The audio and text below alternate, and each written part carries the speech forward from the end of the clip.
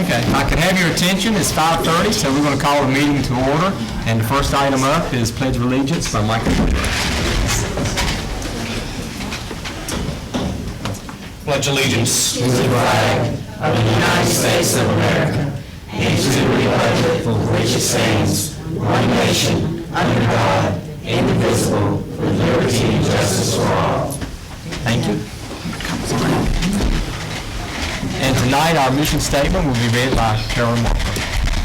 Beaufort County Schools will provide quality educational programs and services to ensure student academic and vocational success. Okay, thank you. Do we have any public comment? Anyone sign up? Okay, if not, we'll move on to approval of the agenda. And I think everybody has logged in. After we did make a couple of changes, but you should be good. Anything else need to be added or not? Do we need to have five this? Well, if you do not show your first action item as Washington High School wrestling match, you need to F5 your computer. I got it. Got that? You should be okay. You're good with approval, Mr. Chairman. Okay, got a motion and a second. All in favor, say aye. Any opposed to this agenda? Okay, we're good. And that takes us into approval of the minutes. And I believe if you open that up, you'll see, is it two sets? Yes, October 4th and closed session closed, October 4th. And hopefully by now you've had time to look over those. So move, Mr. Chair. Second. Okay, got a motion and a second. Any questions? I'm going to recuse myself Okay. because I was absent. I'll also do the same. Got you. Okay, you got that, Lisa? Okay. All in favor, say aye. Aye. Any opposed to those? Okay, thank you. And that takes us to public recognition. And tonight, Ms. Spencer will be assisted by Ms. ECP. And find your name there, ECP. It's all right.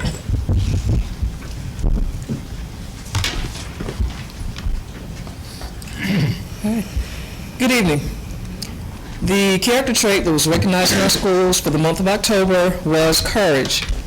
And our awards that were sponsored this month, our awards for character education were sponsored this month by Cinema 7 of Washington. So we certainly want to thank them for their willingness to be a sponsor of good character in Beaufort County Schools.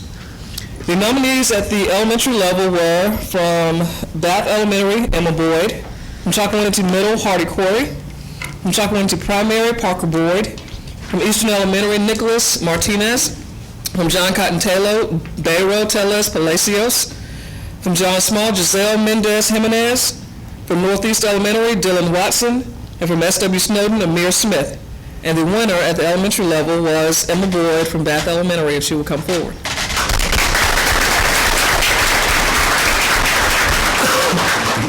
Stand right here. And Emma is a fourth grader at Bath Elementary. Her parents are Jenna and Jamie Boyd, if they will stand. And when she was presented by her teacher, Ms. Kimberly Bissett, if she will stand, if she is present. And Ms. Bissett wrote, "During this past summer, Emma was faced with one of the most challenging tasks her mother has ever asked her to do. She was playing outside with one of her younger brothers on the swing set. While she was on the top platform, her brother Topper told her that he felt that he was going to fall. Emma tried to rush down and help catch her brother before he hit the ground. He fell and hit his head on the ground. Emma realized Topper was unable to hold his head up and confused. Emma was scared and unsure what to do, but she ran inside to tell her mother. Her mother rushed outside and scooped Topper up. Emma said, Mama screamed at the top of her lungs to call 911. Her voice shrieked. Emma said, I picked up the phone and dialed 911, and when the dispatcher answered, she handed the phone to her mother. Topper was picked up by EMS and rushed to the Vidant Beaufort, where he was then transferred to Vidant Medical Center in Greenville. Emma showed such courage by first trying to help her brother before he fell to prevent his injury. Secondly, she ran inside to get help from an adult because she knew something wasn't right after her brother fell. Although she was nervous to call 911, she had the courage to dial the number and waited for an answer to help her mom and her brother. Her courage and quick reactions enabled her brother to get the help he needed quickly. We'll say congratulations to Emma. A ticket for you and a goodie bucket. I'm gonna keep this until you go around.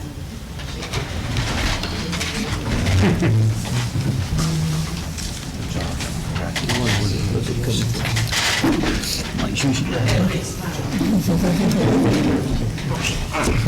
job, and congratulations.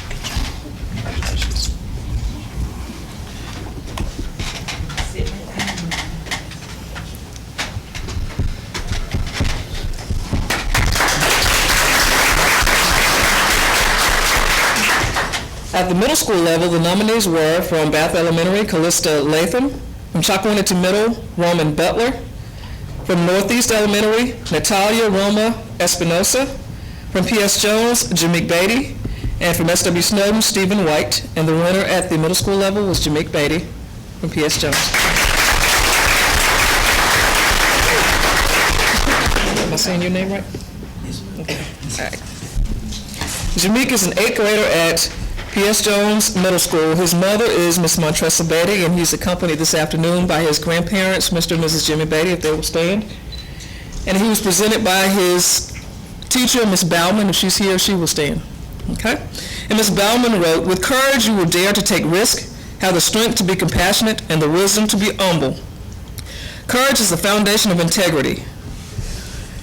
Kishivan Nair summed up a good definition of courage. I would like to nominate J.J. Beatty for the character education trait Courage for the month of September. From the moment I met J.J. at open house, I was blown away by his maturity, presentation, and manners. Unfortunately, J.J. was hit hard during a football game and incurred a concussion. He had to go see a specialist. Long story short, I and his classmates were worried about him. When J.J. returned, we were very happy to see him. Although he is still recovering and it may take time, his attitude has not wavered. I talked with him and asked him if he would want to play football again. His response was, "I just want to finish what I started." I was blown away by his answer and his character. I think it is courageous that he is even considering playing football again. I also think he is courageous for returning to school, working diligently, and not getting discouraged. Never once has he complained or used his accident as a crutch or an excuse to bail out on work. I think JJ is one courageous young man. Way to go, Miss Bauman. I say congratulations.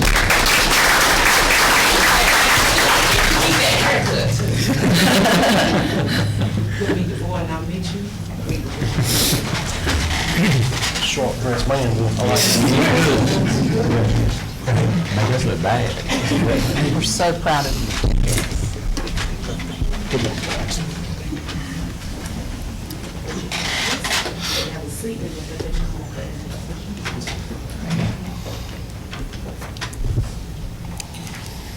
At the high school level, the nominees were from Northside High School, Justin Bell; from Washington High School, Kalia White; and from Southside High School, Sarah Selby. And the winner was from Washington High School, Kalia White, if she will come forward.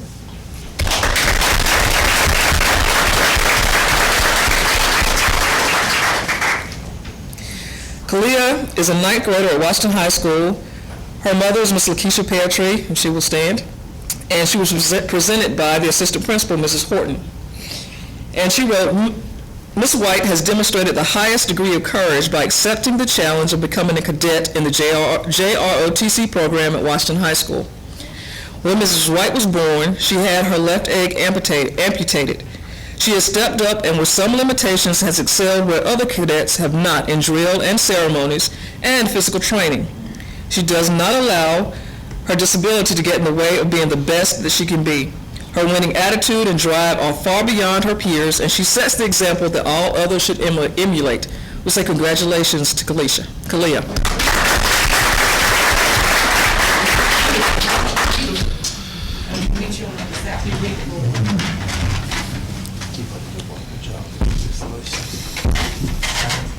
Congratulations.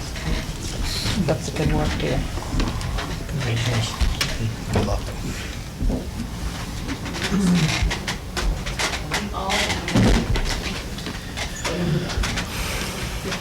All three winners are coming up. If I get a picture now.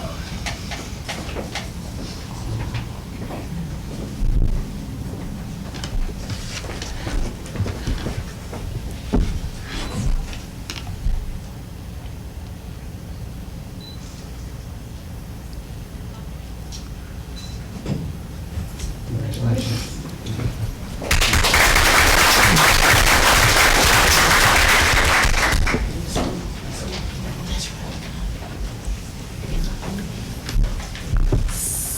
Dave? No more recognition? Well, that completes the recognition portion, and now we'll be moving into the business portion. But before we do, if you came just for recognition, and I'm sure a lot of you did, we'll pause for just a minute or two to let you leave, or if you want to stay, you're welcome. It only gets more interesting. This is usually when everybody just leaves. I'm going to start like George.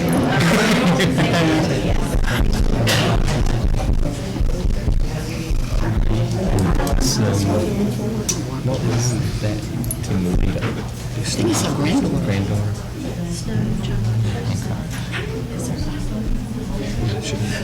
Yeah, do you have the original color with the, right, I mean, I'm just, you got that in your. Snowden, Chuck Wendy's house that much, but I'll call him up. We got everybody.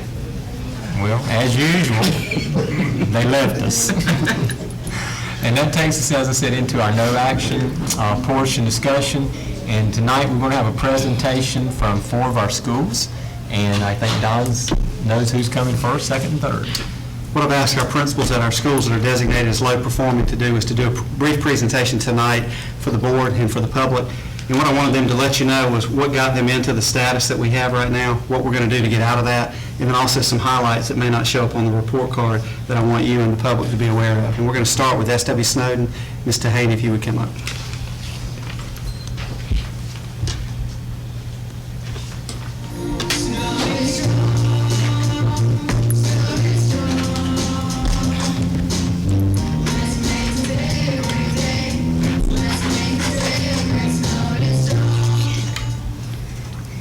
Welcome, everybody. It's a pleasure to meet with you this evening and talk to you a little bit about our school, have the opportunity to talk with you a little bit about our plan of action for this next school year. The song that you heard, and we'll play it a little bit more towards the end, this summer we were very fortunate to have a ECU intern with our students in our sound studio, and our students wrote that song, they produced it, and it was a wonderful experience for them, but they did that in our own sound studio. This summer was a very busy summer for our school. We started out with NASA STEM training with a majority of our staff. After that, they came back to school and many of them volunteered to do retesting with some of our students. And then right after that, we went right into developing our new mission and vision statement. And this gave us the opportunity to really look at ourselves and ask us who we are to our community, and where we see our students in the future.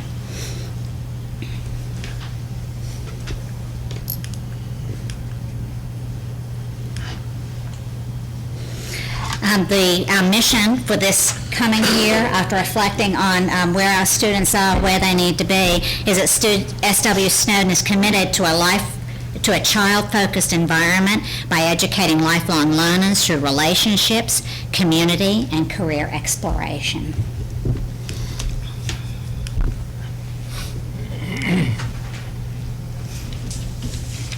Our vision, SW Snowden, is an environment defined by career college ready, critically thinking, collaborative, productive citizens that create partnerships between school and community. The next part of our mission development is we looked at our last couple of years of data, and I've just given you a snapshot of the last 3 years. And you can see in 2013, our math proficiency, reading, science, and our growth score was well below our county average and state average. We did meet growth that year. The next year, 2014-15, math proficiency remained about the same. Reading went up slightly. Science dipped down. We still met growth. Our growth score was 70, and our school performance 38. And this next year, as many of you know, we went without a math teacher in our middle school for several years, and there was some difficulties with math, consistency in instruction throughout from K through 8th grade. This year, this past year, 2015-16, our math proficiency was still low at 22. Our reading, though, we're very pleased, went up from 37 to 34.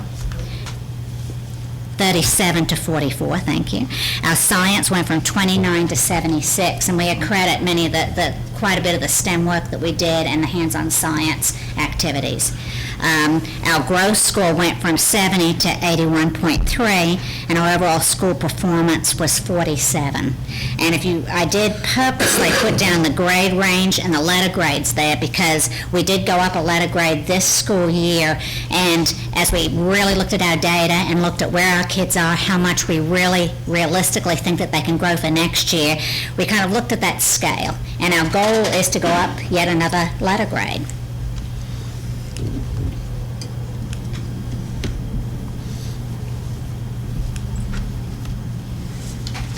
And here are our specific goals. By June 2017, we would like at least 50% of our students be proficient in math as measured by North Carolina standardized assessments. By June of 2017, at least 60% of our students will be proficient in reading as measured by our North Carolina standardized assessments. And by June of 2017, at least 86% of our students will be proficient in science as measured by North Carolina standardized assessments. Because our community involvement is so important in lifting up our school, and we did a lot of work with that last year, is involving the community, really going to them and finding out what their vision was for our students. Our community involvement goal is by June 2017, we'll have at least 75% of parents and guardians involved in activities and academics of their students as measured by sign-ins, contact logs, and other documentation. One of the things we're looking at is different levels of involvement, and we've created a database of parents that are involved, what they're able to do when they're available. So that's going to help us connect more with our community and get them more involved. I'd like to share with you some talking points, and these are some things that don't show up in the data, but things that we are very proud of that our school, community, and our staff accomplished over this last year. We had significant increases in reading and science EOG performance, as you saw this last school year. We have a highly qualified teaching staff, and many of those were hand-selected over the summer the previous year, and they are still with us this school year. 21st Century Grants supported after-school program in grades K through 8 with snacks, transportation, field trips provided free of charge. We have a full preschool program, weekly character education for elementary grades, and career development lessons for middle school students. We have a full functioning music recording studio, and you heard the result of that. Homework help from certified tutors during our after-school program. We have a free breakfast and lunch for all students. This year we have a robotics team led by Judy Cleary. Student Government Association was established last year. We have a strong school partnership with NASA STEM educators. STEM Expo nights are planned each grading period this school year, as a way of integrating the math, science, and the other softer skills that we want our kids to develop. We had a Battle of the Books team last year that were elementary winners for 2015-16. We have a summer program for students in July with meals, transportation provided, middle school sports. We have begun an annual 5K color run, which the community is involved in, and this will be in the spring of this year.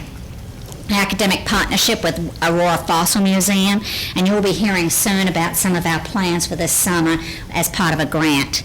WSWS Student TV Broadcasting Team. We have an active Bright Futures Council, and this last year they really helped us recruit volunteers, tutors, Coats for Cash. They helped us with teacher appreciation and a tremendous amount of support for our student needs in the community. We have a very active PTO, business partnership with Aurora Potash, Aurora Fossil Museum, and the local library. And you can see right there two of our teachers. Last year, Aurora Potash gave all of our students and teachers winter coats and backpacks. We have excellent community support and involvement. We use ECU instructional interns in our classrooms, consistent use of data to drive teaching and student learning through our PLCs every week, academic and social support for students at risk, school-wide behavior goals and expectations. And that was one thing that was really strongly implemented this year was through PBIS, multi-tiers of support system is school-wide expectations throughout the school, and that is going very smoothly. And this is just a snapshot of some of the things that we did this year and last year. We have our students actually in the process of creating the song that you heard. Some of our students were featured in Our State Magazine for a photo shoot when they were at the Fossil Museum, and some of our other programs that our students are involved in. And I'd like at this time to answer any questions you may have. And again, if you have specifics about data, that will all be included in our action plan that will be presented later on. I know that sometimes too much data is overwhelming, but I'm happy to answer any questions that you have. Any questions, Ms. Haynes? Any comments? Great job. Keep doing what you're doing. I just feel very confident that your numbers are going to continue to go up. Well, we've enjoyed our time at Snowden, that's for sure. And I can just say, visiting your school, Don actually gets a kick out of this, I think, when I tell him, I think I saw something, I'm not sure what it was I saw, and he always thinks that's funny for some reason. It's a feeling. But it is. But when I walk through your school, and because I think everybody knows, but for those that don't, Mr. Haney's a new principal for us here, but it's just a different feeling. I can just tell there's a different atmosphere and just a different attitude in the whole school. It's kind of hard to put my finger on it, but I know there's something. Thank you, Mr. Williams. I appreciate it. And I know that Mr. Williams is very anxious to hear about some of our special STEM nights and other activities. We'll be sure to send you an updated calendar on a regular basis. We want to point out we had a color run. You'll see ECP kind of front and center. Participated. I think we had Andrea and Ashley also came out, and some other kids from PS Jones. So it was a good time. Just keep up the good work. Absolutely. Yes, I think we're on the right track. And thank you for your support. Thanks for all you do. Ms. Gibbs, Chuck Winnie Middle. And this is Nancy Moore, absolutely. assistant principal, and she was there to keep me straight. And thank goodness because she guided me a couple of Teamwork. We all need somebody. Teamwork.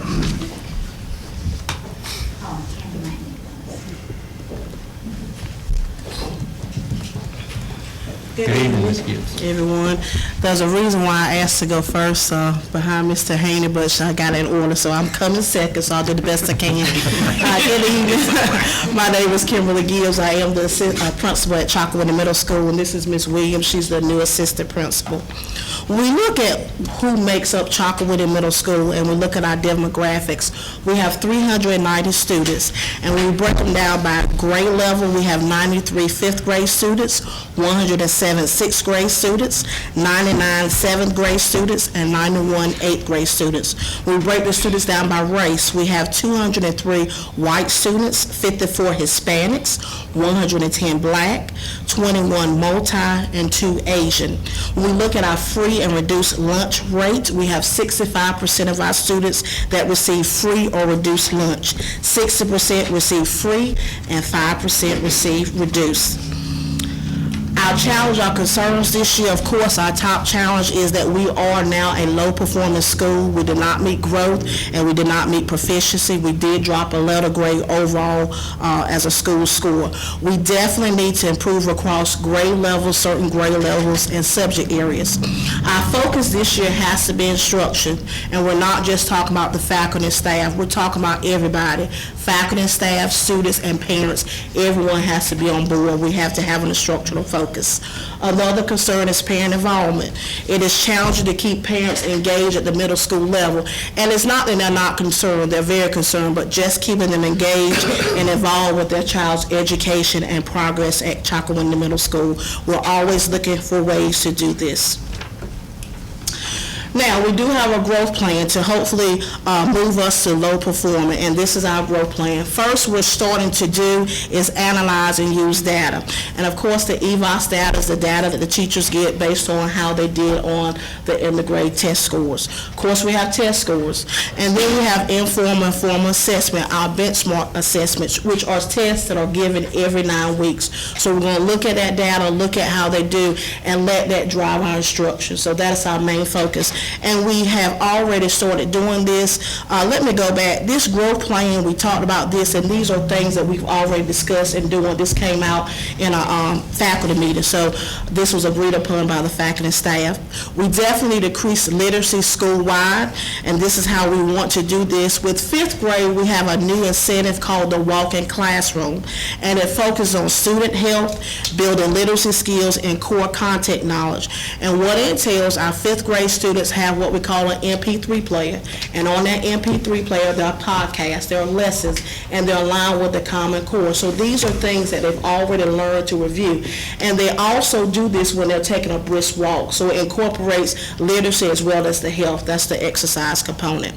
For our 6th, 7th, and 8th grade, we've implemented DEAR, which is drop everything and read. So 3 times a week for 20 minutes, all of our 5th, 6th, 7th grade students and the teachers are reading. So hopefully this will increase our reading and overall reading comprehension skills.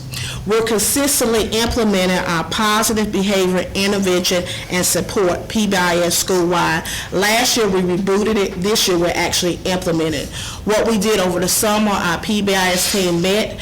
We implemented our school rules and our school consequences, and this is school-wide, so everybody be consistent when it comes to behavior, because behavior is very important. Our 5th grade math teachers are working closely with district coaches to implement the new math curriculum, Engage New York, so they're working very closely, and they will be taking a tour to a school in November to see how this is implemented, so they're going to get the hands-on experience.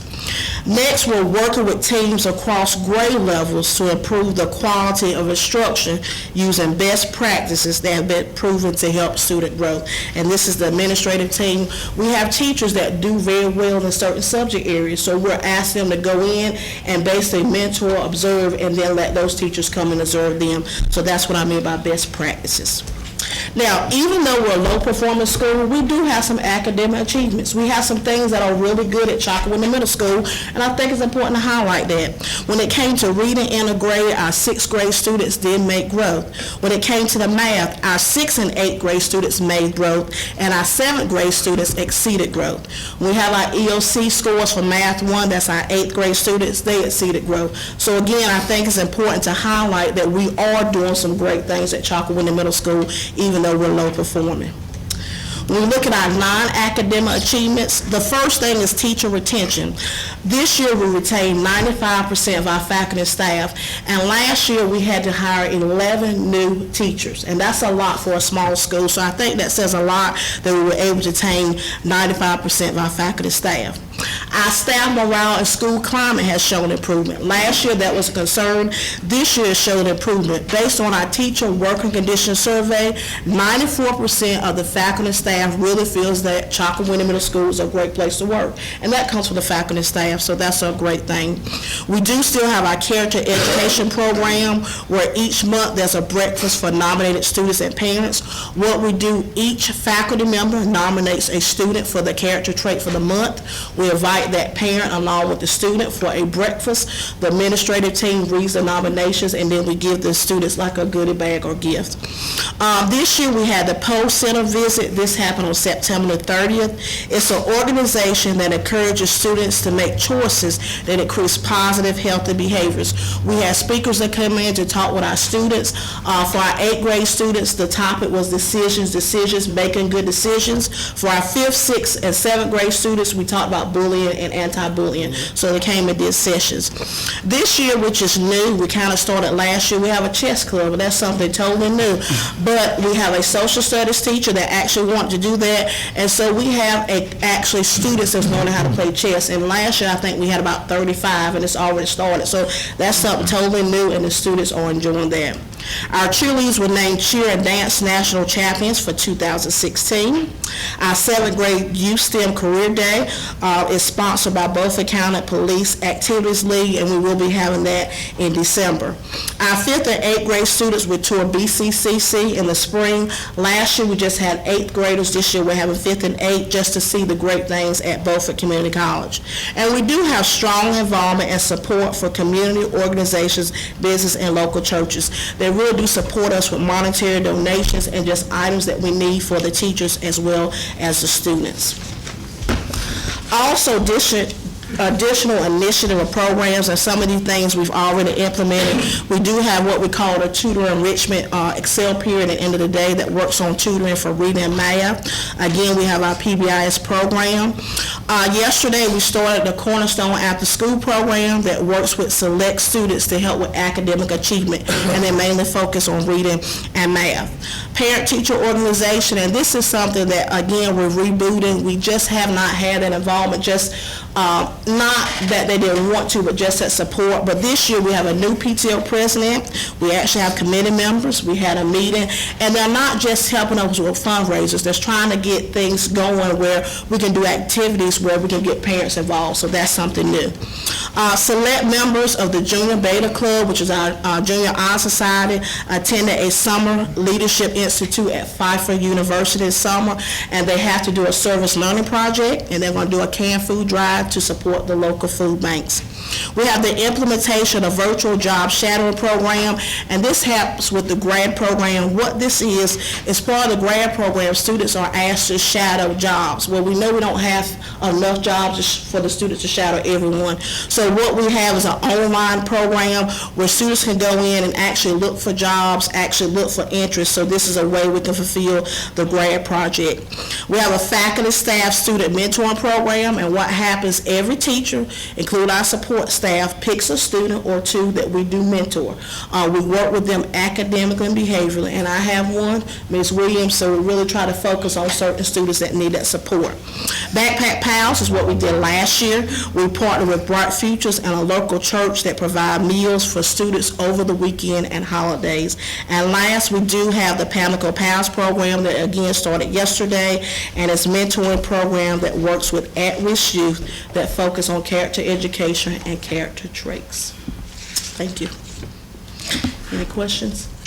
Any comments or questions? I have a question. What, and you may not know the answer, I'm just curious, what do you think your average class size is for your core classes? I'm going to say about 23. This depends on what grade level. Some are about 23 now. Some of our sixth grade, they're sitting about 24, 25. It just depends on the grade level. Fifth grade, a little bit smaller because we do have 5 teachers there. Mm-hmm. So, and some of them are smaller. How does your student enrollment look compared to last year? Last year at this time, when I did the presentation in October, it was 410 or 412. This year's 390. Mm-hmm. So that's gone down a little bit. Well, it sounds like you've got a lot going on. We do have a lot going on, and it is a great school. We have a lot going on. Faculty staff is very supportive. I do feel a lot more confident this year because last year I started July 20th, so it makes a big difference when you're there the whole year. And so I can see a lot of things and focus on a lot more things, but it is a great school, and I'm glad to be there. It certainly is. And we appreciate it. I was actually going to mention that another relatively new principal, so I want everybody to understand that. Right. And I also want you to know that I've heard a lot of positive comments over the summer. Good. There were numbers of parents that had 4th graders ready to enter your school that had contacted me about various things, and and I tried to reassure everybody. And I know we're early in the year still, but the same folks have come back to me and said they've had a wonderful experience. And we have an open I know door you work policy. hard. Yes, we do. We have an open door policy, and I encourage all the parents to just come and talk to me, And I think it's been very good this year, so that's a good thing. And we're also glad to have Ms. Williams join us on the south side of the river. That's right. Any other comments? Keep up the good work. If not, thank you very much. Thank you so much. Thank you, Ms. Gibbs. Southside High School, Mr. Johnson, Ms. Windley.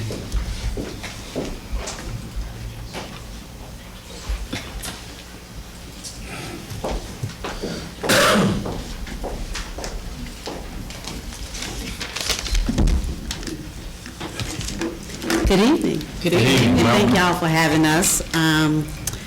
We are here to present some fantastic things about Southside High School. Even the not so fantastic stuff is still fantastic because there's a plan in place, okay?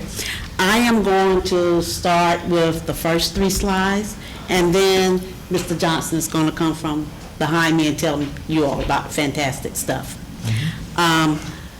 Starting with, okay, you want to, you want me? Okay. All right, so we're going to start with our demographics. Oh, okay. This slide is basically showing our grade level breakdown, the number of students in each grade level. The total comes out to be about 450. Now, that it becomes very important when you then look and see that our free and reduced is 67%. So if you're taking 67% of about 450, you're looking at over 300 kids. That's part of our demographics, our free and reduced. And then when we look at our race breakdown, we have about 46% white and 38% black. We have 11% Hispanic, then we have some multiracial and very little Asian, but that's going to be our racial breakdown there. Move to the next slide. When we look at our data review, we were down in every area except the ACT. We were actually up. Our percentage was about 6.5 higher than last year. And our 4-year graduation rate was also higher than the district. So those are two positives there, that we have a plan to bring up some of the other falls that we had in some of the other areas that Mr. Johnson is going to tell you about. Okay. Now, moving to what we feel after looking at the data, some of the contributing factors. Starting at the very top, we noticed that there was a 2-year trend of our incoming freshmen having some literacy needs. The tutoring that we offer during advisory in our homeroom period is more or less voluntarily. The students can somewhat volunteer to go and on their own and see a teacher about a subject that they are not doing too well in. Our ACT prep was also on a voluntary system. Then moving to our teacher turnover rate. It's been the highest it has been, was up to 24%. When you break that down and start looking at 17% of our teachers then had 0 to 3 years experience, and 33% had 4 to 10 years. Basically, half our staff had 10 years or fewer as far as experience of a young staff. And then, of course, decreased funding. So all of these factors had a contributing part to where we ended up as far as low performing. So now Mr. Johnson is going to tell you how we're going to fix it. My name's Clint Johnson. I'm the interim principal at Southside, and I'd just like to say thank you. It's been great. I appreciate the opportunity to be there. So, gosh, it's a wonderful place. Thank you for helping And us. yeah, it's been a lot of fun. I guess you could say that out of adversity comes opportunity, and I think that's where we are. We have a wonderful supportive staff, and they're really their first priority are the kids at Southside.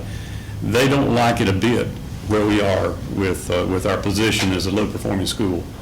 I think they like it the worst that we don't feel like we're doing what we need to do for the kids. So, it's not a bad thing sometimes to have some adversity, because I think we're more motivated. So, looking at our plans for improvement, the first thing that we saw when we were looking at data and our situation was that we do have some literacy needs of our kids. And so we made it the school goal for all the PDPs for our teachers that students will read, write, think, and talk in every class every day. So this is not just an English class. This is a health class, or it's a social studies class or science class. And so we're going to be working on the literacy piece with that, but it's not only the literacy piece that comes across when you include read, write, think, talk. It's the engagement that students get when they're required to do that, when the teachers plan for reading, writing, thinking, and talking.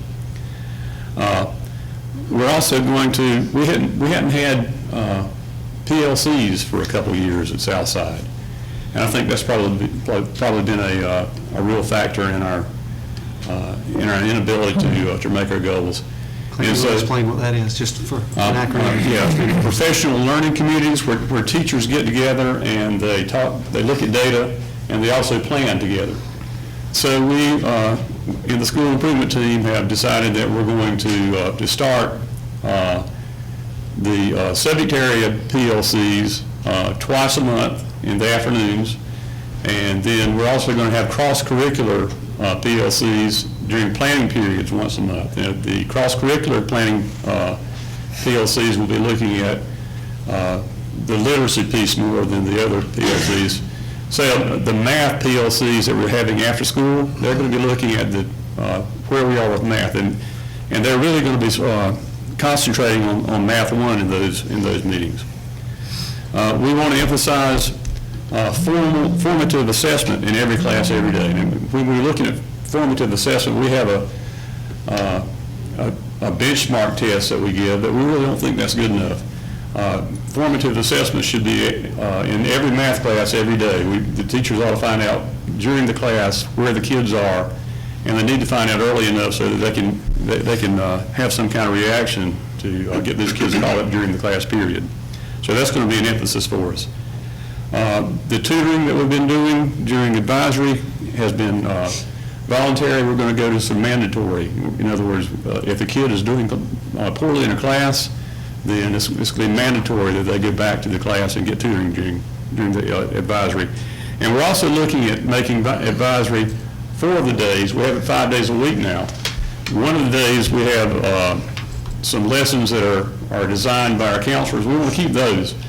But 4 of the days we're looking at going to more of a flex period where we have we would go to first period during that advisory, and the first period teachers would give support for those kids, and they would be working with small groups instead of the whole class. And we think that might be more efficient than what we're doing now. We really, I don't think, have been doing a good job preparing our kids to take the ACT. And so we're getting the whole school up, every grade level, in taking the work keys for ACT, and it's going to be on the computer, and it'll be during the homeroom or advisory period.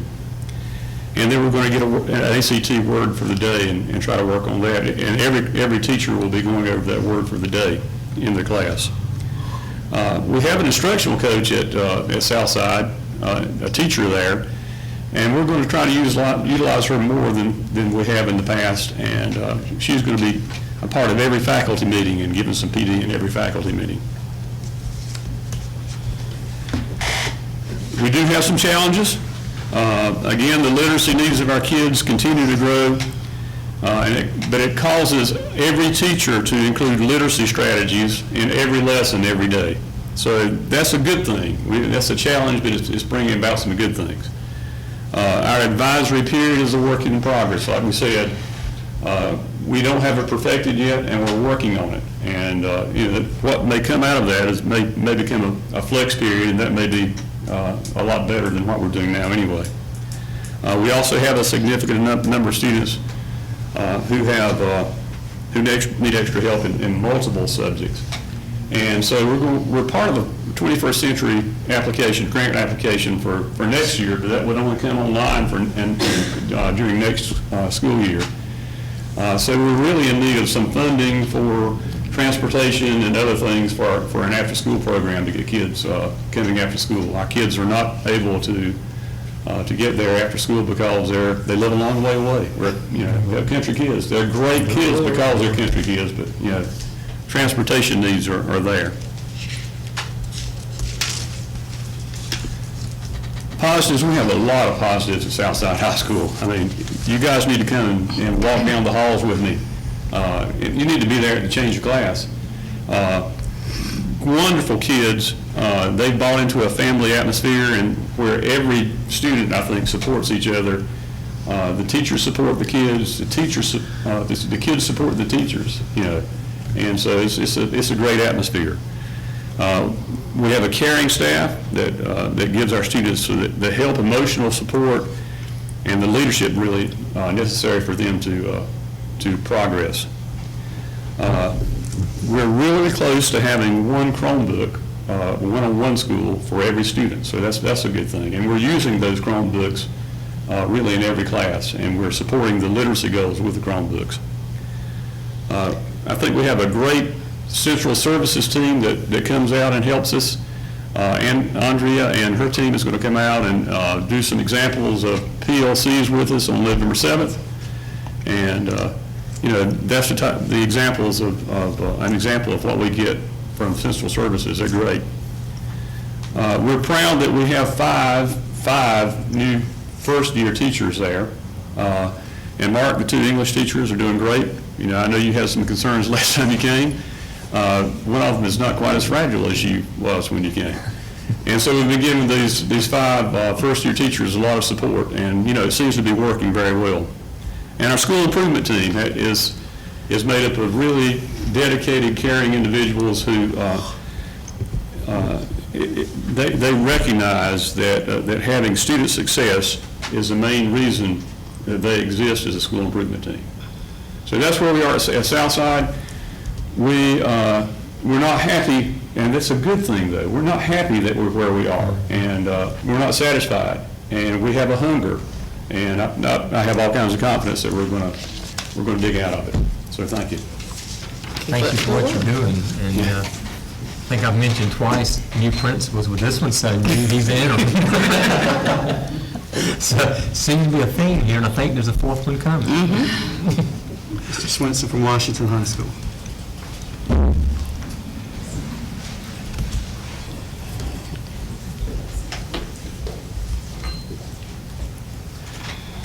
Good evening. Good evening. Washington High School, I am Michael Swenson. I am a new principal out at Washington High School. We've got assistant principals that are solid in place, Ms. Wendy Dixon, Patricia Horton, and Brandon Howell. Sorry. Got it, thanks. Our demographics, 1,034 students at this time. 9th grade 320, 10th grade 270, 11th 232, 12th 212. You can see the percentages off to the side. Our racial breakdown, and I put it in percentages down at the bottom. The white 42%, black 39%, Hispanic 16%, multi 3%, and all other less than 1%. Free and reduced lunch 62%, and we have currently 7 national board certified teachers. Our indicators. There are 2 arrows indicating the areas that we actually raised our scores in. Math course rigor went up from 93 point something to 95. Went from 49 to 53 in ACT proficiency.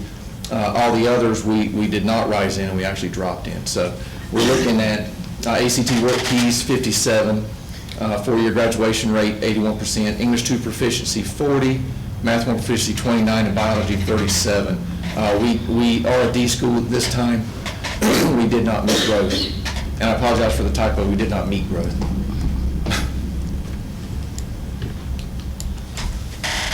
Some of the notes that I took away from the data, not just from the descriptive stuff, but if you really break it down, our achievement was down 5 points, growth was down 2 points, school performance down 5 certainly.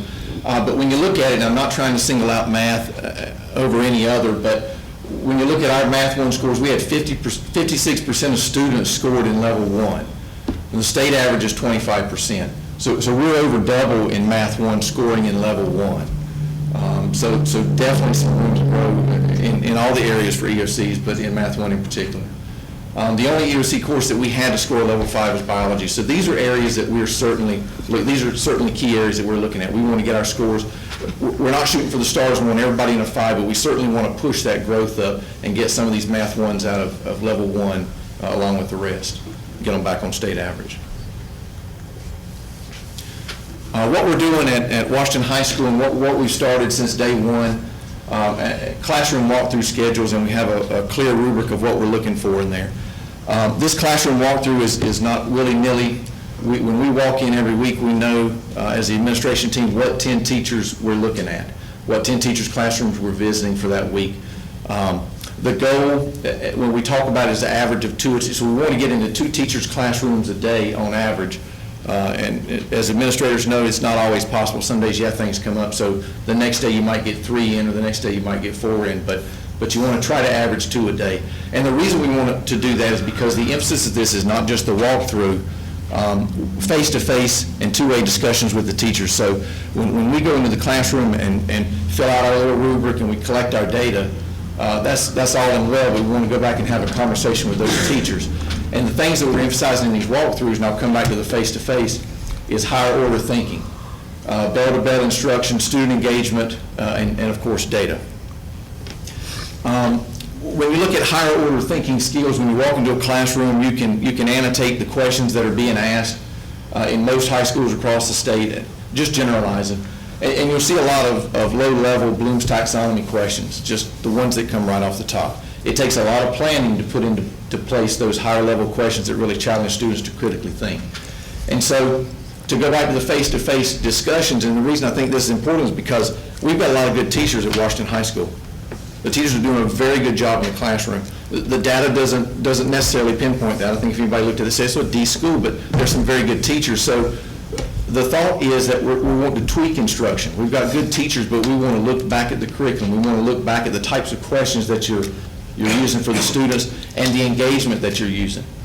So if I walk into a classroom and all I hear is level 1 questions, I go back to the teacher and talk to him. I say, you did a good job with this, you did this, here's some items. But a lot of the things that I heard were level 1 questions. What's your plan for improving that? Because in Bloom's taxonomy, certainly you want some level 1 questions, but you don't want that across the board all semester. So the hope is the teachers will start to think about this and start to say, you know what, I didn't have any today, but next time you come, this is my plan. Or maybe they've got it in place and they say next Wednesday is where I really am going to have a creative activity where we're doing some engaging hands-on work in groups. Same thing with student engagement. When you walk into a classroom, you'll see 2 or 3 students that are very eager to share everything they know, whether it's on point or not on point.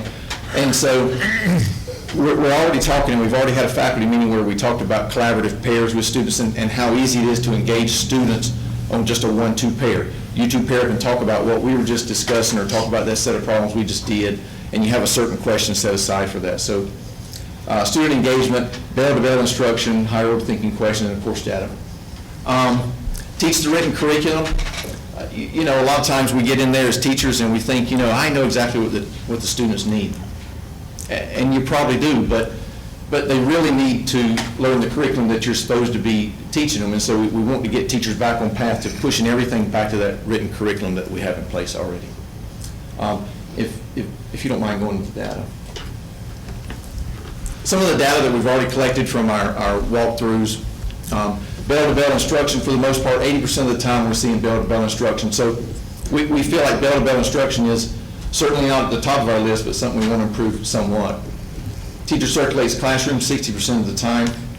Student engagement, the top 3 categories in our data analysis show that listening, skill practice, and taking notes are the main 3 things that students are doing in the classroom. So these are mainly teacher-centered kind of ideas. So what we want to do is we want to push the teachers to do more hands-on, more student-centered kind of ideas, discussions, having them do some more literacy, some writing and things like that within groups and even independently, but just to get away from just sitting there passively listening and doing skill practice and taking notes. Certainly has its place in the classroom, but it should not, I don't think, be the top of the list. Also, students work independently. Majority of the time, we'd like to see more collaboration and discussion. The big one on this slide is the majority of our students, and on our rubric, we actually have where we're pinpointing what level of Bloom's that the classroom appears to be at based on the questions. The majority of our classrooms are engaging at the remember and understand level, which are the lower 2 out of the bunch, and they're never really reaching into the 4. Now, that doesn't mean that we're not getting the top ones. It just means the majority of the time that's what we're seeing. And that's the discussions that we want to have with teachers. How do we get the teachers to get past the remember and understand and push up into the next level for the students to be able to critically think and not just know and memorize the information, but to be able to synthesize it and use it to problem solve later on. One thing I will note, and again, I mentioned Washington High School is a very good group of teachers. They overwhelmingly provide support during questioning. So even though they're asking level 1 questions, and even though the students are struggling with some of those, and even though they're certainly needed, they're providing support during questioning. So, you know, some good things in place. I really think just need to tweak it. Okay, On the professional learning communities, PLCs that were mentioned before, we're looking right now, we're working with PS Jones and in our city schools kind of groups that we're talking about is how we can put together some vertical links to the middle school. We've got a math issue. We've got 56% of those students scoring in level 1. That's not all on Washington High School teachers. That starts from a very low age up. So we're all on the same team. How do we work with the middle school to help these students as they're coming up? So we've started in November, after we've had a chance to kind of assimilate this benchmark data.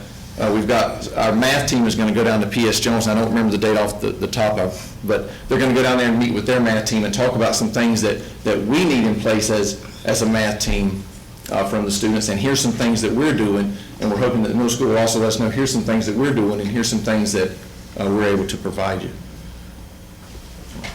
I'm sorry, I've got the clicker. A few other side initiatives at Washington High School. Master scheduling focus for next year's master schedule. Firm believer that the master schedule kind of drives a lot of the stuff at the high school. If the master schedule is faulty, then you run into a whole lot of issues that you could have taken care of earlier. So items such as no EOC's fourth period or minimize EOC's fourth period, expand the AP program, have some real conversations about how we can improve AP scores throughout the year. It's not all about just Math 1, English 2, and biology. It's about all the other good courses that we're offering, including AP. Maintain cap sizes. So, it's a tough thing to do. You say you want to cap size, and then you get an influx of 60 more students. Where are you going to put them? And they need these courses. And so, but what we want to do is just like with the discussion with the teachers, we're all on the same team. If we have a cap exception that we need to do, we want to discuss it and talk about it, and not just throw them in there because it's low-hanging fruit because there's 15 students in there. But probably the most important one is continual department input to the master schedule. What do you see as your department's master schedule, as the master schedule that will fit and work for you? What will be the best case scenario for you? And during the summer, we'd like you to come out, not you guys, but the teachers from the departments, and take a look at the schedule and identify those students that have already had this course that accidentally got placed in there. Identify the students that didn't pass Math 1 but magically are in AFM or Math 2. So we can go ahead and take care of that before summer's over. Establish a clear leadership team separate from SIT. One thing that we'd like to do this year, certainly we have a very large leadership team / school improvement team. We'd like to focus a little bit more on the school improvement side of it with the team that's dedicated to that school improvement process, and a leadership team that talks about all the other issues at the school that you can think of, homecoming and graduation and things like that are not necessarily on that school improvement process, but are certainly important for the school. We have a Bright Future Site Council, very good. One of the things that we're doing this year is we want to track more of the usage of that, not just that it's not just important to have it in place. We want to make sure that we're tracking the usage. If it's not being used much, then what can we do at Washington High School to market it a little bit better and keeping it as a discrete marketing, but to market it nonetheless so that we get more folks taking advantage of that. Thanks. We have and I've said this a lot since I've come into Washington, we have a very strong community at Washington, which I'm sure all the schools in Beaufort County do. But that being said, there's always a part of the community that needs to be brought in a little bit closer, that needs to be communicated with on more issues. We certainly have folks that are integrated at every level and have been for many years, but we'd like to get some of our other folks incorporated as well and really put a one team for everybody. I'll talk about the graduation coach at another time, but it was just a thought that maybe we could put a graduation coach in place even for the 3 high schools, just have someone that is dedicated to looking at just senior schedules, grades, absences of seniority issues, and could be a liaison to the parents and also to administration. And maybe one person that could float between the 3 high schools. That may be a lot to bite off for one person, but if funding was an issue, maybe that would be an easier way to do it. After-school transportation, as mentioned before, working on that 21st Century Grant, that's going to help us next year and put in place some transportation in the afternoon for our bus riding students especially. We have a very good connection with Beaufort County Community College. We've partnered with them. They want to bring their stuff face-to-face to us, so we've got 2 courses coming face-to-face next semester, and of course next year we want to continue that and have 2 courses each semester, come out face-to-face, and we'll put those kids in there right at the school. Teacher retention, just like everywhere, it's hard to find science, math, and EC teachers. So what can we do to improve that process? We got a lot of folks in the county, a lot of folks in Washington High School in particular, that have connections to ECU and other other places, and discussions. So we want to be proactive in saying, we'd like some interns out here. We would like to have, you guys put a focus on Beaufort County and have folks come over here and see all the good things we're doing. So again, the bottom line with all of this is communication, and not just communication as a Band-Aid, but a sustainable program throughout the year. So we have outstanding students, committed faculty members. So anyway, the bottom line with this is we have I really feel that Washington High School is strong. I feel like we can pull ourselves out of this D status with just a little bit of extra work on our part, a little bit more focus, not work necessarily. So thank you for your time. I appreciate it. If there are any questions for me? Questions, comments? Just wanted to know, what your first 2 months, what have you seen as your biggest challenge so far? Biggest challenge so far? Well, being the new guy on the block, getting to know the teachers. Who are the go-to people? Who are the folks that drive the wheel? Who are the folks that are kind of new that I just didn't recognize was new? That's probably been not the biggest challenge, but the biggest workload piece for me, coming from a school where I knew everybody and knew who the go-to folks were. Thank you. Looks like Yes, sir. Good job. Now you got your hands full, so Yeah. Thank you. we're here to help whenever we can. All right. Thank you. Good job. Thank you. Stay right there. Yes, actually, that carries us to the next item, which is an action item, so I think you're right back with us for that one. And Great. That's the Washington Wrestling mats. Yeah, we just wanted we've got the new field house has been built, and we've got an excellent opportunity now to put our wrestling folks in the upstairs area where the locker room used to be for the football players. And what we've done is we've paid for a new wrestling mat in there through the boosters, and we've got mats around. And for safety reasons and to make that a very nice room to work out in for the wrestling team, we're looking to line the walls, with safety padding. The safety padding is, and I was talking earlier, talking to Mr. Williams about, I didn't have an exact quote, but when I came in, but I did have about $3,500 is what we're looking at, give or take a little bit. And without an exact quote, it might be a little bit more, but it might be a little bit less that we were looking at to hope to maybe get from Beaufort County, help us with expand the room. This was an item he's talked about, and it was actually going to be listed as a non-action item. Yes, but sir. at the last minute, and talking to Don in different ones, we decided could we put it in here. And the reason for that, the season is 2 weeks from being upon us. And by the time we get back again, well, everything will be started.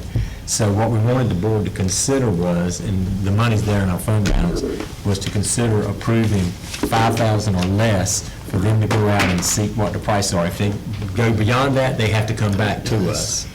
But we're thinking around 35, but I don't want them to have it 3,600, have to come back and delay past the season started. And you did say we had the money. The money's in the fund balance. Move approval on your recommendation. Second. Got here a second? Good enough? They did it down there. Got a second? So we're looking at the 5,000 figure or less. Well, Mr. Chairman. Yes, sir. In the field house funding, didn't we have a little money left over? Actually, I asked that question, but I didn't think I ever got a positive, did I get a positive answer on that? Well, then we'll wait for all the final pieces to come out to get an exact But we idea. did have a little. There was, and I don't remember the exact number, but we did go over, right. Right, we weren't over, but I'm still waiting on that figure too. There's one less challenge. One last challenge, great. There you go. Mr. Swinson, is the turnaround time on bringing those in, it's my discussion part for, but fairly quick? I think so, but to be honest with you, we didn't really discuss logistics of the timeline. See if you could get them. But if we go ahead and approve it tonight, you'll be able to jump on it tomorrow and have I will first thing in the your morning. AD or whoever to go ahead and start looking Yes, at sir, I'll that. text him right after the meeting. Okay, any other discussion? If not, I have a motion and a second. All in favor, say aye. Anybody opposed to that? Okay, over 5, call us back. All right. Thank you, sir, appreciate it. And budget resolution. Ask Ricky Lopes to come up to the podium if you would. But we have this as an action item. With Ricky and folks that are working with him, have come in and helped us over the last 3 or 4 weeks to put together what we need to have for our budget. and we don't have the line-by-line details. We can have that for you this week, so you can take a look at it, but take a look down on the local current expense fund. We know we were given in terms of allotment from the county commissioners, and then the fines and forfeitures and any allocation of our fund balance is put together there to give you that number. So we had a document to work with. I shared that with Ricky. They kind of worked in reverse in terms of what we were looking at with the 10% across-the-board cuts and the teaching positions, central service positions that were cut, and they were able to cobble together the budget for us. And we have to go through this process to approve the resolution and then move on. But we want to give you the details in the days to come, but we needed to get through this tonight if we could. And Ricky's here. I wanted him to share with you anything he wanted to share based on his work with us, but then also give you an opportunity to ask questions, and then we can have another opportunity when we meet in November after we've had a chance to go through the line items if there are any other questions that come up. Thank you. My name is Ricky Lopes. I'm a retired finance officer for almost 31 years in Cumberland County, which is familiar to your superintendent. We both grew up in Cumberland County. But I'm with School Efficiency Consultants, and it's a group of retired finance officers that work on finance issues across the state as needed. And we're here, I guess, about 3 weeks now, and trying to get a budget document ready for you. Being in October, you need a budget. The school year's almost, first 9 weeks is almost up, and you needed a budget. So we've been working with your staff, and Mark's been our primary contact, and you've got a great staff here. We've really enjoyed working here. They're ready to learn. They've had a few challenges, obviously, in the last few months, but they've stepped up to the plate, and we were able to get a lot done to meet this deadline of giving you a budget tonight. Just want to highlight a couple things in your budget, just generically, just for your information. One being that one of the issues that you face is that your low wealth money at one time was almost $1.6 million. This year it's all the way down to $192,000. And so you've lost over $1.3 million per year in the last 5 years in low wealth money. And so roughly what we say is $1 million is 20 teachers. Okay, so 1.3 is 26 teachers. And listening tonight, I've been retired for right at a year now, and so this is the first board meeting I've been in over a year, but it was just enjoyed listening to the presentations from the principals and also the kids getting their awards tonight. But anyway, the 26 teachers means a lot. And so basically you've lost that state funding, and also your ADM is going down. And so as you're losing teachers because of state funding, you're also losing teachers because the state formula takes away teachers when your funding goes down, which leads to another big issue, charter schools. One of the big items we had to add this week into your budget was almost a $200,000 increase in the charter school payment. So it's going to be right at $783,000 this year. And so once again, it's a challenge. Yes, you're getting more money from the county commissioners or in your current expense fund, but you're also having to share that with the charter schools. So that's almost $200,000 that would have covered 4 additional teachers, and having to take that off the top to send to the charter schools. If you don't mind, I'd like to talk to you for a second about fund balance, just my philosophy on fund balance, and how I think you should have a fund balance. This past year, your audit hasn't been done yet, but just based on your preliminary data, it looks like you spent over $1 million of your fund balance. You would not have been able to do that in 16-17 because you didn't have $1 million left in your fund balance. Okay, so right away you were facing a deficit situation, and so my philosophy is that you need a fund balance for cash flow purposes and also to cover unforeseen emergencies, whether it be from the state agencies, federal agencies, whether it be a local issue where your utility bills go up or something comes up where you have to, replace a roof, you have to do something that you didn't expect at the last minute. And so that being said, your fund balance to me is not at the level where it needs to be. And so hopefully, I think the next time, we're going to be back over the next few weeks, we're going to be able to transfer some local expenditures to state expenditures through some things that we do, which is we come in and look at the best way to spend dollars to move them to either state or federal funding. And I think you'll be pleased when we get finished that you're able to save a few local dollars by moving some things around. And that being said, you won't have to use your fund balance. You'll notice on your budget resolution tonight that it has fund balance appropriated. I think when we get finished, that's going to get down to 0.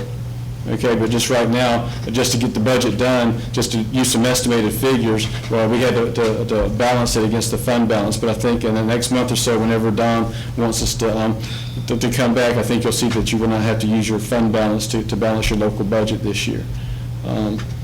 but we don't have all the specifics yet. We're hoping to have all the details, and we got probably about 90% finished, but we don't want to bring any detailed information to you until we had it all put together.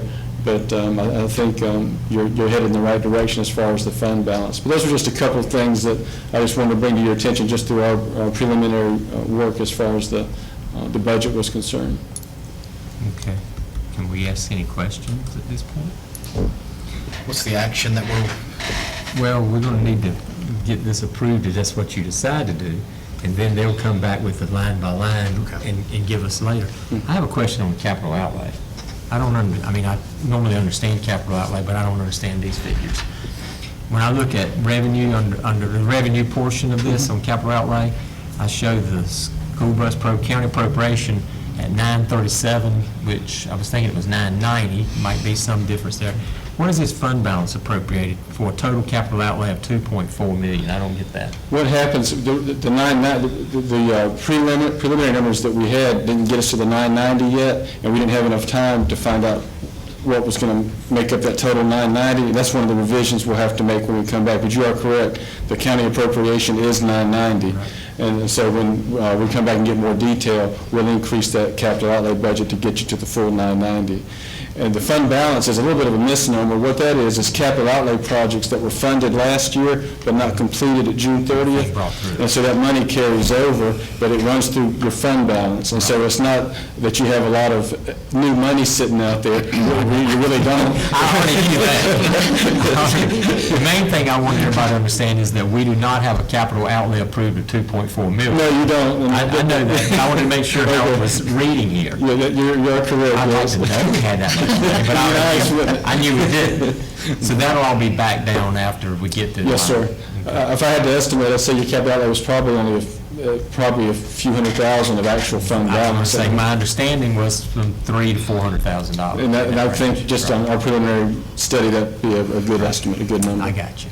And you'll be back with us with the line by line, Don? Yes. Okay. But this is but we need a budget approved. I understand that. I understand that. Did any of that make sense to anybody? What I'm saying? Okay. Any other questions? If not, what's your pleasure? make a motion that we approve the budget resolution with the further lines to come. Gotcha. Second. Okay, any last questions? If not, all in favor, say aye. Aye. Anybody opposed? Gotcha. Thank you very much. Thank you very much. Thank you. I want to stress too, Terry, that, Yes. you know, as Ricky talked about the reliance on fund balance and our inability to be able to continue to do that, that's what we've been preaching for the last couple of budget cycles that we've gone through, and that's why we had to make the deep cuts that we made on the personnel side to get us to a point this year where we don't have to dip into that. So, you know, that's what our planning was for, and we see that happening now. We knew where we were at. We knew where we were headed. But thank you for your work. Thank you so much. Okay, I'm reading approval for a student-led project at Northside High School. Mr. Clark.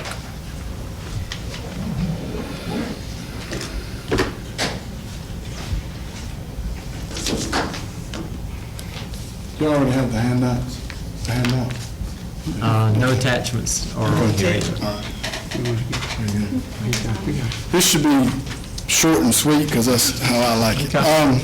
That's what we like. We had two young men that were graduates of Northside, former graduates of Northside, and they gave the ultimate sacrifice for our country over in Afghanistan and Iraq. Joel Taylor and Jonathan Kirk, both fine young men. And one of our ROTC senior cadets has come up with the idea of creating a kind of a memorial to those two students in the front of our campus. And you see the diagram. We've already talked to Mr. Hudson about it, and there's no issues as far as landscaping or anything like that. So I guess I'm just asking for your approval to proceed with this project. Again, if you look at it, it'll be kind of right in front of the library. So if you're if you're familiar with our campus, it'll be kind of what I call center campus, right in front of the library, so people can, look at it and acknowledge that those two young men, did make that ultimate sacrifice. So, Right off where you walk in school at. yes, sir, on the right-hand side, Right. as you're walking up that canopy. Yes, sir. Everything good, Sam? Yes, sir. Okay. I think it's a great idea. Anybody got any comments? Second. That was quick and easy. Any questions? I take it there's not. Do you have the funding and the materials? Yes, she's doing all the fundraising herself as part of her senior project. So she's working very diligently to fund this project completely on her own. So, Right. yeah. Okay. Any other questions? If not, we got a motion and a second. All in favor, say aye. Anybody opposed? Thanks, Charlie. I wanted to invite y'all to Cool School Friday morning, 5 o'clock. Can we just watch? Yeah, can I come to the 8 o'clock version? Can we just, does he want to watch it on TV? We'll come to the concert. You have donuts? What's up? And sticky buns and cheese biscuits. Cheese biscuits. Well, it's still going to take more than that to get me there at 5 o'clock. Okay, Mr. Hudson, you're up. Capital updates. Especially if my TV still works, I'm gonna watch it. I'm not gonna be there. We'll watch it on TV till it's time for the concert. Each year. Good afternoon, everyone. I have one item that y'all previously approved, was the purchase of uniforms for the custodial and maintenance staff. When I was trying to do the finalized information to lock down a quote, or lock down the PO and stuff from the uniform company, they offered us the existing uniforms that that our employees are currently wearing for $13,101.49 plus tax, which came in this afternoon. I did not know about that, but he threw it on me at the last minute. And this is, y'all previously approved $34,000, but this would be a $13,000, or roughly $16,000 savings to the county if we do use the existing uniforms. The uniforms that we have in place, a couple of employees need a new shirt here or there. So what I'd like to ask is for an additional $5,000 if you approve me to go back with this 13 for nutrition and replacement of uniforms and repairs and this type of thing, if y'all see it that way. So instead of the 34, it's going to be 18. 101.49 plus the tax. Let's give it 20. Yes. Yeah. And so what you're asking us to do is take roughly a 20,000 and replace a 34,000. Correct. Be another savings to help us along a little bit more, and our uniforms are in fairly good shape. I did a little poll with everybody. And the 5,000 will cover the ones that. That's it, and we've got a couple of employees that will be leaving, and we got someone that's out, sick, and we have to have some other uniforms in place, so we figured that would cover our costs, more than cover our costs and what we spend in repairs and replacement each year. We look back what we spent in the previous years, and that's a little more than what we've spent in previous, so we were just giving us a little cushion. Right. Then we're going to have such a great savings. Yeah, if everybody's good with it, I can help. Yeah. You get that down, Lisa? Yeah. I think it came from my right. Butch and I did, so give it to Butch. Okay. I've already seconded something. Okay, we got a motion. I didn't know we were keeping going. I guess we're on a quote. I didn't know we were on a quote. I didn't know that. No, we're not, I just said, So we have he a said it, motion so. and a second to replace the 34,000 with the 20 or less thousand. Correct. All in favor, say aye. Anybody opposed to that? Thank you, Stan. Now we're going to move on to, Stay right if I can there. get out of here, I got another item on there for you. It says capital, okay. Did you have anything you need to say? No, sir. Oh, okay. No questions? The next one is our 16-17 capital list. And I was just wondering, I know that you've got some bids maybe going out. Where do we stand on any of these projects? That's all. I should have all the safety and security fence ones ready to turn over to Miss Lisa tomorrow, Okay. or she can put those out. The wall ones I hope to have by Friday, Thursday, excuse me.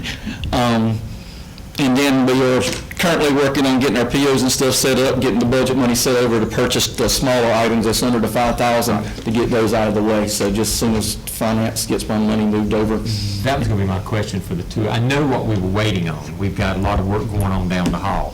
Are we getting to where they can start this stuff here? Should be.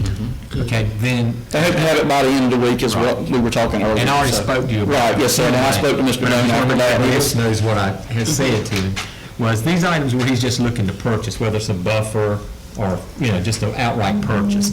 I'm going to call it the easy ones. Those low-hanging Yeah, fruits. right. Go through these before we get back together again and get all those ready to go out, and that way. Present them all at one time, next board meeting, I hope we can have it all finalized and we'll get all those out at one time. Yep, because I keep saying 123,000 outside of outside of technology and safety is not much to spend.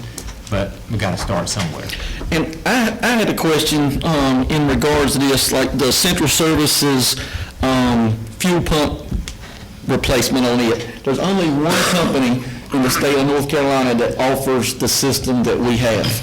So do we have to send it out of RFP for it, or is it something we purchase? So 55. Is that one 55? Is that what you're saying? yes, sir. Central Services, let's see, transportation, excuse me.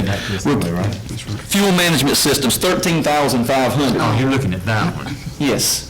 There's only one company in the state, and that's who we got our budget number from, that we did it, but they're the only company that if we put RFP out, they're the only company that can bid on it. So do we have to go through that process? I think we make an exception. Just bring it back, but y'all would I would just, my thought would be just bring it back to us, because we've been through it before and nobody's going to bid on it. Right, there's only low board, and unless we totally change fuel systems, which is going to be an astronomical price, there's only one manufacturer that makes the software for the existing fuel system, so there's only one representative in the state of North Carolina. So. And just so you know too, I know y'all have, and it's a good habit to have, but you have a habit of bringing them all back to us because we ask you to do that. But when you look at the one like Central Services Building 4 sewer pump, at 55 is an estimate. If that comes back in under 5, you and Don can go ahead and move forward with that to save time from bringing all of it back to us. It's fine when you come back to us to make us aware of it. Okay. But you don't have to bring it all back. And another question would be like our bathroom here, the Central Service bathroom, we're going to be doing it in-house. So we'll be basically just purchasing materials, and we're doing it in-house. So do I have to bring that project back, or just proceed and? It's over 5. Okay, understood. But other than that, no, you and Don can just handle that. We will. But just bring it back and let us know what you're doing. Yes, sir. But if that'll speed up the process. It definitely will. Yeah. Yes, sir. And plus, we come in here often enough, we'll see what you're doing now. Any other? No, I will. That's all I wanted to know. I just wanted to see where we're at. And just to advise you, if you could, just get these easy ones on out of the way and let's move on this stuff. And I'd also like to invite y'all out, both the County Developmental Center and the ARC and Eastern Antique Power is putting on a special needs day for our EC kids and special needs folks of the county, and that's Saturday from 10 to 2 over at Chocowinity at my place. Oh, is it this Saturday? It's this Saturday. We delayed it from last Saturday because of the weather and the water.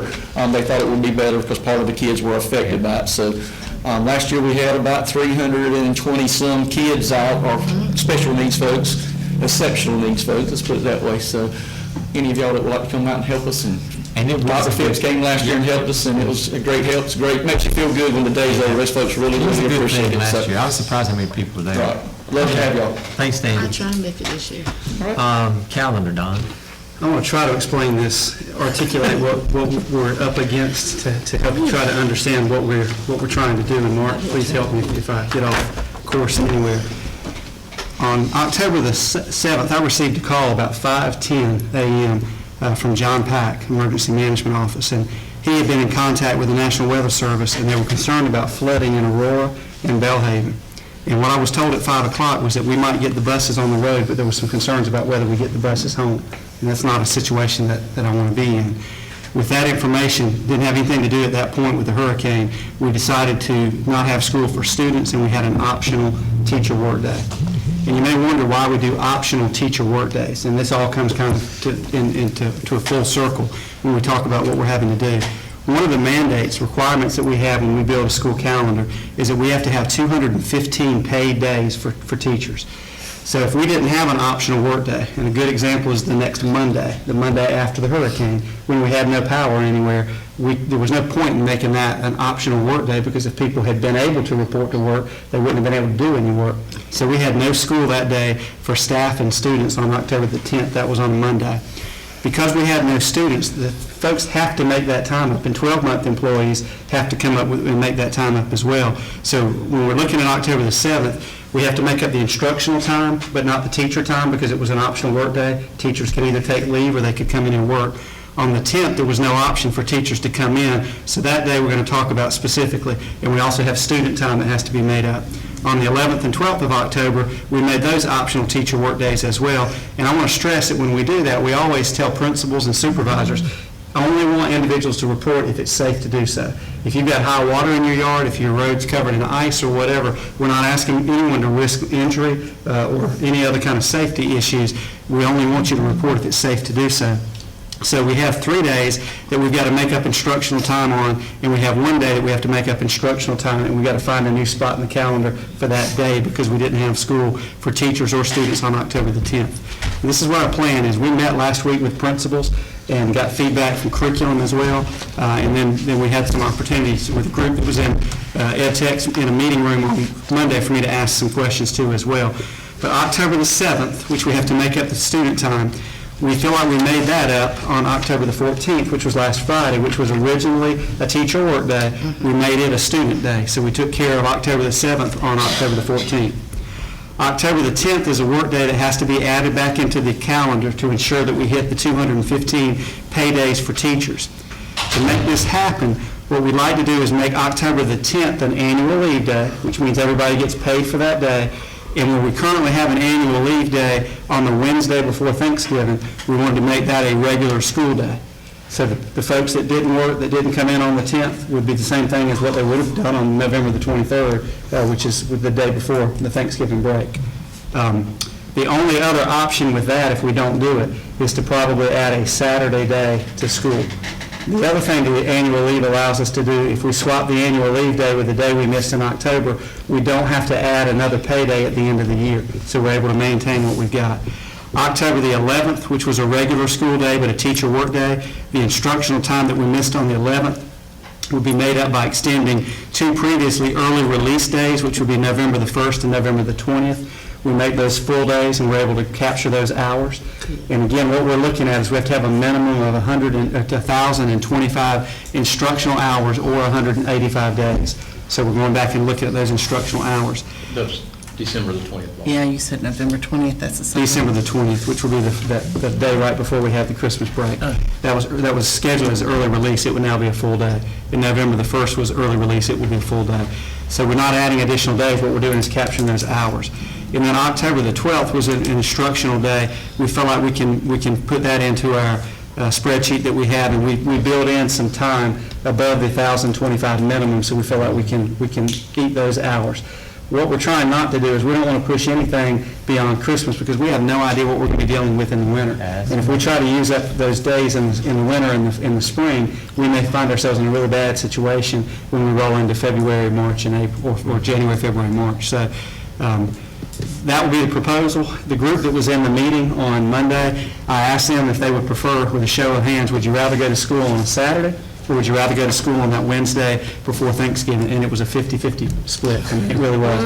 And I've got a feeling you're going to find that as well. Attendance is always a concern. Saturday school attendance is always a problem. Right. The Wednesday before Thanksgiving may be an issue as well, but we count those as student hours and we would encourage folks to come. And I'd like to propose that we do a 2-hour early release that day, so we at least give that benefit to families that want to travel out of town for Thanksgiving.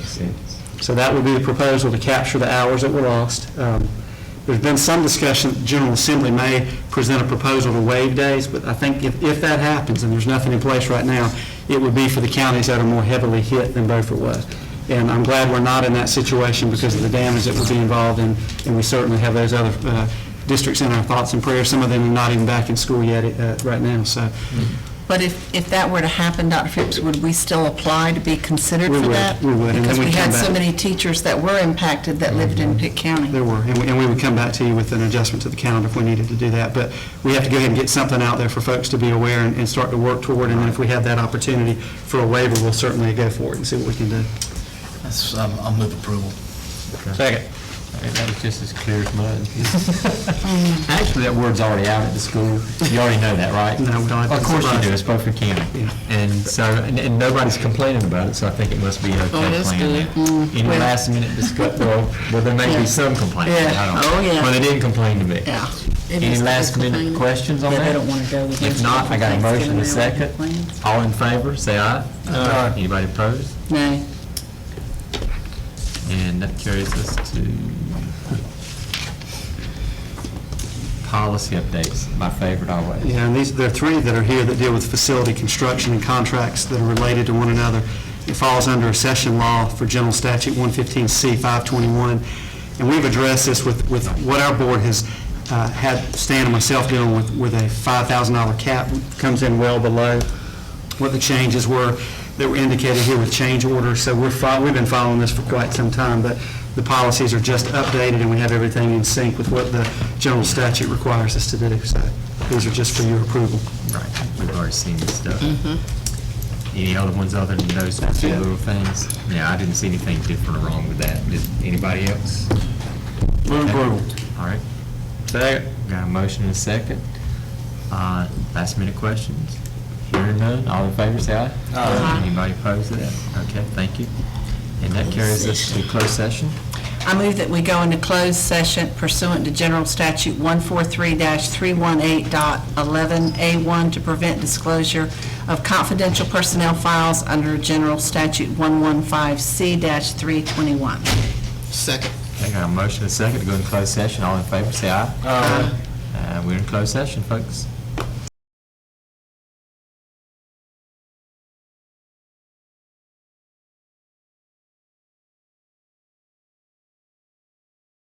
Okay, we're back in open session, and the first order of business is to approve the personnel agenda and salary adjustments as we just discussed. Move approval. Second. Okay. Any further discussion? If not, all in favor, say aye. Aye. Anybody opposed? Okay, thank you. Calendar for November, December. I think we hammered this out for the most part at our last meeting, but just want to go over this to make sure we're all on the same page. We have 2 November board meetings. The first meeting is November the 1st at 5 o'clock. That's our work session. And then we move the other to November the 21st. That will be our monthly meeting for the month of November at 5:30. And then we have that additional meeting for the 10 principals that we didn't hear from tonight will come in and do their school improvement plan presentations. And then we're going to get those done on the 28th. And then we do the one meeting in December, which will be the 13th. And just note, the start time is 4 o'clock, and we'll have dinner to follow as we normally do. Okay. Anybody talk about that? I mean, it's The annual School Board Association. 6th. Now, as I understand it, we are to be there Tuesday night, Wednesday night. No, is that right? Yeah, Tuesday night because it starts Wednesday morning. Okay, and you've got me down for 2 nights. Remember, I told you I'd leave Thursday afternoon. Okay? Do you need to ask anybody else? You mentioned something about that today. You got me. Are you good with everybody else? Got me? Got you. Okay. And This they're is guaranteed one in late Greensboro. arrivals because Greensboro. if you guys get together Tuesday night for a dinner on your own, I'll be there fairly late after work. Okay. Any board member updates? Well, Mr. Clark mentioned it earlier, but Northside High School was nominated for the Cool Schools Award, and WITN and I guess Bob 93.3 will be there Friday morning, so if y'all want to watch on the news. Also like to ask everybody just to pray for Coach Mike Proctor at Northside. He's been in the hospital since the weekend, I think. Who is this? Coach Mike Proctor, basketball coach. He suffered a stroke and is also having some other complications going on, and still in the hospital, so just keep him in your prayers. Okay. I'd just like to say, I know it's a difficult job, and I want to say to Don, thanks for all the hard work he done during Hurricane, was it Matthew? Because I know it's a hard call deciding we're going to have school or not. I think he did an excellent job, especially in communicating to us, because I'm still, on the forecast I received, I'm still waiting for it to take that Dewey's turn that they said it was going to turn. The only turn I saw it move was down Elks Road where I live, but other than that, I don't think it ever turned. Yeah, it was good to see him bright and early Saturday morning at the EOC. Yep. So I think you did a great job. I mean, how do you decide sometimes? So, It's in the best interest of the students and folks that are on the roads. Well, thanks a lot. Does anybody know if I'm going to be able to get to Interstate 95? Yes, sir. Yes, sir. Yes, sir. Yes, sir. On 64, 264? Just drive And it's for 64, they detoured me around. Okay. They tried to send me to Scotland Neck before they let me get back to, and I just got turned around and came back. Any superintendent updates? Well, I want to follow up on what you just said. Just appreciate the patience of the public, regarding our school schedule with Hurricane Matthew. The call program that we use, we've gotten quite a bit of feedback from folks that said they didn't receive the call. And part of that issue, I think, is that when the call goes out of the call center from Los Angeles, the number may look like an odd number, and folks may not see that as a local call, and they dismiss it, but it's because it's coming out of that call center, depending on where we originate the call from. So we want to make sure that you pick that up or you at least listen to the answer machine. The other thing I want to mention, we're trying to put back together our ministerial advisory council. And what I'd like to ask those that are watching, if you're a minister, or if you would share the information with your minister, we want to reconvene that group. And we're at this point trying to update our contact information. And you can contact us at 946-6593. That's the Central Services phone number, 946-6593. And we hope to have a web page that's set up that allows folks to go in and put that in by the end of next week. So we're trying to update that pastor minister information so that we can work with them. And then finally, the Ag Expo, scheduled November the 3rd, Bob Martin Center. We have 12 counties, Mac, involved. We may have 1,500 students or more that are going to be there. I just want to thank Farm Bureau in Beaufort County, particularly Mac Hodges, Steve Griffin, Lisa Duke, Wendy Pettaway, Sarah Hodges Stalls, just for the work that we've had to put in and the work that's been done of trying to secure sponsors, to try to get T-shirts printed, to try to take care of all the money that has to change hands and all the sponsors that are involved. It's a great event, but there's a great deal of work that goes on behind the scenes, and we're excited that we've almost got this on the calendar in front of us, so we're looking forward to it and invite you all to come out and see what's going on. I wanted to add something real quick. Now that the hurricane has come and gone and Beaufort County is going to get back to normal a lot quicker than some of our neighboring counties, but I want to remind the community that there were schools and churches and homes that lost everything. And so it's easy to kind of forget that when your life gets back to normal. So I'm going to ask the public out there, if your church or your civic organization or your neighbor or your child's school is having any kind of drive, whether it be for food, money, clothing, medical supplies, to do your best to dig deep and participate, because 2 or 3 weeks down the road, we'll be on to the next thing. These people will still be dealing with the fact that they lost everything they had. So just want to be in prayer for those families. Good point. Anything else? If not, I'll make a motion to adjourn. have a motion and a second to adjourn. All in favor, say aye. Aye. Thank you.